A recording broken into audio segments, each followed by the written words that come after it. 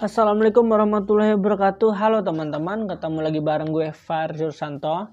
Di video kali ini gue akan membahas mengenai dampak masuknya Jokowi ke Partai Solidaritas Indonesia atau PSI dan pengaruhnya terhadap perpolitikan Indonesia. Apakah dia bisa merubah peta politik pada tahun 2029 atau tidak? Saya ingin memulai dari kita belajar terlebih dahulu dari pasca reformasi ya. Kita tahu pendirian partai-partai politik ini seperti PAN, PKS, Nasdem, PKB, Gerindra, Demokrat. Kalau kita lihat karakteristiknya, partai itu pasti punya dua modal utama, yaitu ketokohan dan juga basis sosial seperti itu. Kita tahu PKB itu basis sosialnya NU dan tokohnya adalah Gus Dur. Kemudian Amin Rais basis sosialnya adalah Muhammadiyah dan partainya adalah PAN seperti itu. Demokrat sama, yaitu ketokohannya ada yaitu SBY. Kemudian ada Gerindra, ketokohannya itu adalah Prabowo Subianto. Saya ingin menilai dulu terhadap Presiden SBY ya. SBY pada tahun 2009 itu Partai Demokrat partai pemenang pemilu seperti itu, dan dia partai terbesar. Karena dia besar, akhirnya dia mengambil partai-partai lain, partai-partai lain, partai menengah akhirnya berkurang seperti itu. Nah, SBY itu tokoh lintas sektor seperti itu.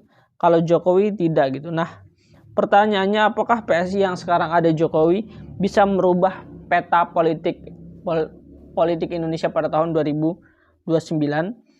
Sebenarnya dalam pendirian partai politik itu ada dua, yaitu social cleavage, kemudian teori institusi.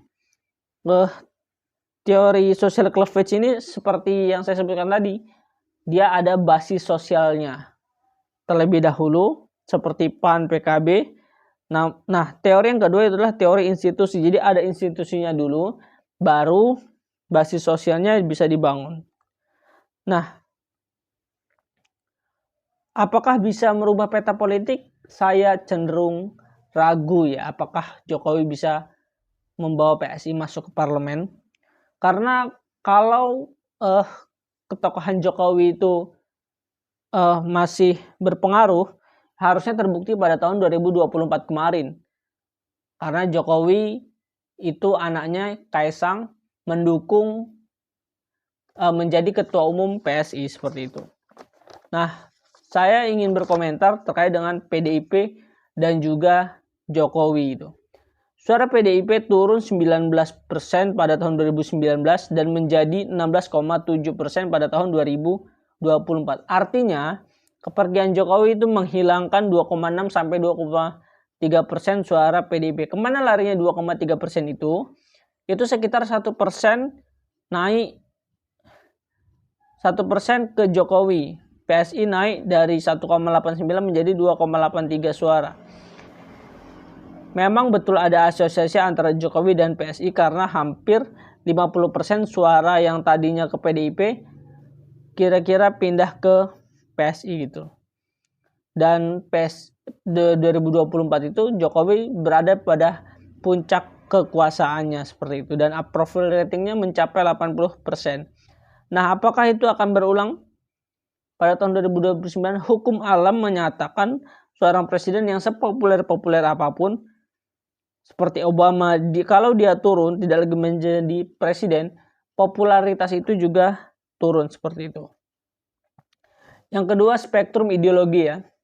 Nah, PSI ini spektrum ideologi partainya apa? Apakah nasionalis ataukah Islam? Nah, kalau nasionalis itu nasionalis kiri.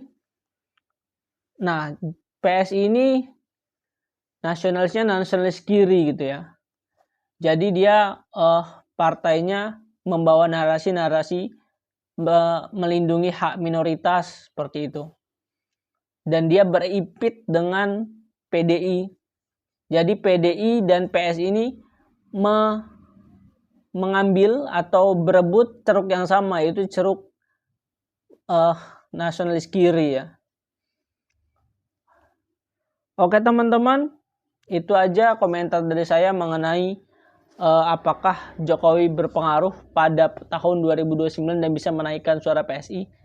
Lagi-lagi saya mengatakan saya ragu, dan kayak kalau PSI benar bisa masuk ke parlemen 2029 dan dia